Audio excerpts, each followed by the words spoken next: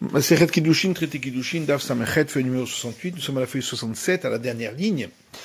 La Gemara dit, Yachi, si c'est ainsi que toute femme interdite, pour laquelle il y a la sanction de retranchement ou de mort de par le tribunal, l'acquisition du mariage n'est pas possible et l'enfant qui en est trait serait considéré comme mamzer, interdit de se marier avec quelqu'un du peuple juif, à Filounidami, on devrait dire la même chose pour la femme qui est interdite parce qu'elle a eu écoulement utérin et qu'elle est impure. Alama Amar Abaye, pourquoi Abaye a dit, tout le monde est d'accord que celui qui a eu relation avec la femme interdite par impureté d'écoulement utérin, va à la sota, ou avec la femme qui avait été suspectée de l'avoir trompée, chez Enavlad Mamzer, que l'enfant qui en est trait n'est pas considéré comme interdit de se marier avec quelqu'un du peuple juif.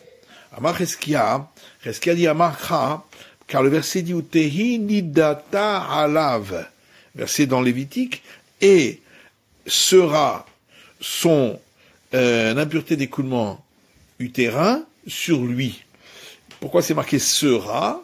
Le verbe d'état montre que on garde le même statut, afil sha'at nidata teheba avaya, pour dire que même dans sa période d'impureté par écoulement utérin, il y a possibilité de lui donner le statut de femme mariée et de l'acquérir par acte d'acquisition du mariage. La grande liberté, mais alors, toutes les femmes interdites, on peut les juxtaposer à la femme qui a eu écoulement utérin et qui est interdite de par cela, ou on peut également juxtaposer à la sœur de la femme, et donc dire dans ce cas-là que l'enfant est interdit. Pourquoi alors les as-tu juxtaposés à la sœur de la femme et dire que l'enfant ne peut pas se marier avec quelqu'un du peuple juif? Juxtaposer plutôt au cas de la femme qui a eu impureté par écoulement utérin, où l'enfant n'est pas interdit de se marier avec quelqu'un du peuple juif. Quand on a un choix de juxtaposer dans un sens d'être plus coulant ou dans un sens d'être plus sévère, on juxtapose dans le sens le plus sévère. Ravacha bar Yaakov dit que l'impossibilité d'acquérir dans ces cas par acte d'acquisition du mariage, on peut la prendre par un argument a fortiori à partir de la femme en attente de l'évira. Si déjà la femme en attente de l'évira, pour laquelle il y a un interdit simple de la Torah d'avoir relation avec un étranger, l'otaf seba kiddushin, et malgré tout, l'acte d'acquisition de mariage avec elle n'est pas valable.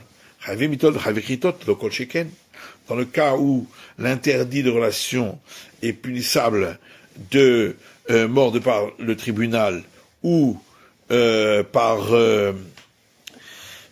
retranchement, n'est-ce pas à plus forte raison? La Gemara dit Arisha chayve lavin nami. La Gemara dit mais alors à ce moment-là, tous les autres cas d'interdit simple, aussi on devrait dire que l'acte d'acquisition du mariage n'est pas valable. Amar Rav Papa dit chayve lavin behedia ketiv behu. Pour les femmes qui sont interdites par un interdit simple de la Torah, il est écrit expressément d'un verset dans le Deutéronome, lorsqu'un homme aura deux femmes, une aimée et l'autre détestée. Est-ce que devant l'Éternel, on tient compte du fait qu'une femme est détestée pour donner un statut différent? Et dire que la femme qui est aimée aurait un autre statut? Et la ahuva benisu eha. Seulement, la femme aimée ici, ça veut dire aimée de par son mariage. C'est-à-dire que le mariage était permis. C'est noa benisuea. Et la femme détestée, c'est celle qui est détestée de par son mariage, c'est que son mariage était interdit. Mais et la Torah dit malgré tout qu'elles étaient mariées avec lui. Donc on voit que si c'est un simple interdit, le mariage est valable. Maintenant, d'après Rabbi Akiva qui dit que le mariage n'est pas valable lorsque la femme est interdite par un interdit simple de la Torah, alors, que fait-il de ce verset? Il dit que ça s'applique à la veuve qui serait marié avec un grand prêtre, ou Rabbi Simae, et ça suit l'avis de Rabbi Simae de Tania, parce qu'il y a qui dit Rabbi Simae Omer, Rabbi Simae dit Minakol Aya Rabbi Akiva Ose Mamzer, de toutes les relations interdites, Rabbi Akiva considérer que l'enfant qui en est trait ne peut pas se marier avec quelqu'un du peuple juif, Chutz me almana le Kohen Gadol, sauf dans le cas de la veuve mariée avec un grand prêtre, Shari Amra Torah, puisque la Torah a dit Lo Yechalel, qu'il ne profane pas, Chilulim Ose Ven Ose Mamzerut. Là, on apprend que l'enfant qui naîtrait de cette relation serait un prêtre profané et non pas un mamzer, c'est-à-dire un homme interdit de se marier avec quelqu'un du peuple juif. Le Rabbi Yeshvav, maintenant d'après Rabbi Yeshvav, qui a dit allons crier contre Akiva, fils de Yosef, donc Rabbi Akiva, chez Omer qui disait Kol she'eno biya b'Israël avlan mamzer. Dans tous les cas où il n'y a pas de possibilité d'avoir relation, la relation est interdite, l'enfant qui en est trait et mamzer peut pas se marier avec quelqu'un du peuple juif. Alors on peut dire ça va bien d'après Rabbi Yeshevav. Si on considère qu'il est simplement venu exclure la vie de Rabbi Simae, et donc, en vérité, il est d'accord qu'il y a certains cas où l'enfant n'est pas mamzer, alors ce sera dans ces cas-là. Et là, Itarma de Nafshe Kamar, mais si tu dis que il a donné son propre avis, et que effectivement, d'après Rabbi Akiva, dans tous les cas, l'enfant est interdit, même lorsque la relation était interdite uniquement par un commandement positif de la Torah. Mais Maïmokim là, alors dans quel cas va-t-on expliquer le verset plus haut qui dit que la femme était interdite de se marier, mais le mariage est quand même valable? Il s'agit d'une femme qui avait déjà une relation, qui s'est mariée avec un grand prêtre, où là, c'est un interdit simplement par commandement positif, et malgré tout, l'enfant qui en est trait n'est pas interdit de se marier avec une juive. Pourquoi serait-ce différent? Parce que c'est un commandement positif qui donne donc un interdit qui n'est pas valable pour tous, puisqu'il n'est valable que pour le grand prêtre. La Gemara dit d'après les sages, pourquoi on a dit que on explique ce verset dans le cas de relation interdite par un interdit simple. Pourquoi on ne pourrait pas expliquer dans le cas de relation interdite par un commandement positif? Alors la Gemara dit, mais de quel commandement positif s'agirait-il? S'il s'agit de deux femmes converties provenant du peuple égyptien, les deux sont interdites par un interdit positif de la Torah. Si l'une était convertie du peuple des Égyptiens et l'autre une fille d'Israël, c'est écrit dans le verset deux femmes. Et donc il s'agit de deux qui sont du même peuple. Iberoula le Kohen Gadol, s'il s'agit de la femme qui a une relation auparavant et qui se marierait avec un grand prêtre, est-ce que le verset a dit lorsqu'elles seront mariées avec un prêtre? Donc il faut trouver un cas où c'est interdit même à celui qui n'est pas prêtre. Rabbi Akiva Baal Kochair, Shafkelikra, Tabelachik, ou Mouké Anafshi. Rabbi Akiva, qui lui dit que on appliquera effectivement ce verset à la femme qui avait déjà une relation et qui s'est mariée avec un grand prêtre, étant donné qu'il n'y a pas d'autre possibilité, il est obligé d'expliquer ainsi. On avait dit dans le Mishnah que dans tous les cas où il n'y a pas de possibilité de mariage avec une femme pour lui, et ni pour un autre, c'est-à-dire le cas d'une non-juive ou d'une esclave cananéenne, l'enfant va d'après la mère. Et la Gemara dit Shifra Nalan. Pour l'esclave cananéenne, d'où le sait-on? Amaravuna Macha, Ravuna dit parce qu'il y a un verset qui dit dans la Genèse, chez vous la Chempor imachamor, restez-vous assis ici avec l'âne. Or, il s'agissait entre autres de Eliezer, qui était un esclave cananéen, à Amadome la Chamor. Et il a donc comparé ce peuple d'esclaves cananéens aux ânes. Et donc il n'y a pas de possibilité de mariage. De là, on apprend que il n'y a pas de possibilité de mariage.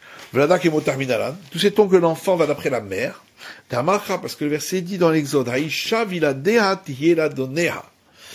la femme, donc l'esclave cananéenne et ses enfants, sera à son maître. Donc on voit que les enfants suivent la mère. Nochit minalan. Pour la femme non juive, d'où le sait-on? Parce que le verset dit dans Deutéronome, l'otitraten bam, tu ne te marieras pas avec eux. Donc on voit qu'il n'y a pas de possibilité de mariage. De là on apprend qu'il n'y a pas de possibilité de mariage. Nous sait-on que l'enfant va d'après la mère. Amar Rabbi Yochanan Mishum Rabbi Shimon ben Yochai. Rabbi Yochanan dit au nom de Rabbi Shimon ben Yochai, parce que le verset dit dans Deutéronome qu'il y a sir et bincha, mais aharai, de ne pas marier ta fille avec un non-juif, car il repousserait ton fils de chez moi. Et il s'agit, en vérité, du petit-fils, qui lui est juif parce qu'il va d'après la mère. Et donc, le père le repousserait de la religion juive. Et c'est ça qu'on apprend d'ici.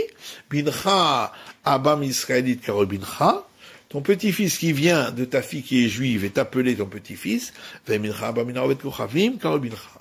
Mais ton petit-fils qui vient d'une mère qui est non juive, idolâtre, n'est pas appelé ton petit-fils, c'est la Béna, mais le fils à elle.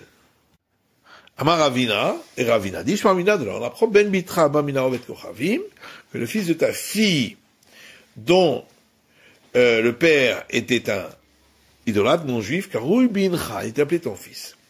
Nema Kesaba Ravina Ovet Kochavim Veve Dabar Israël Avlad Mamzer.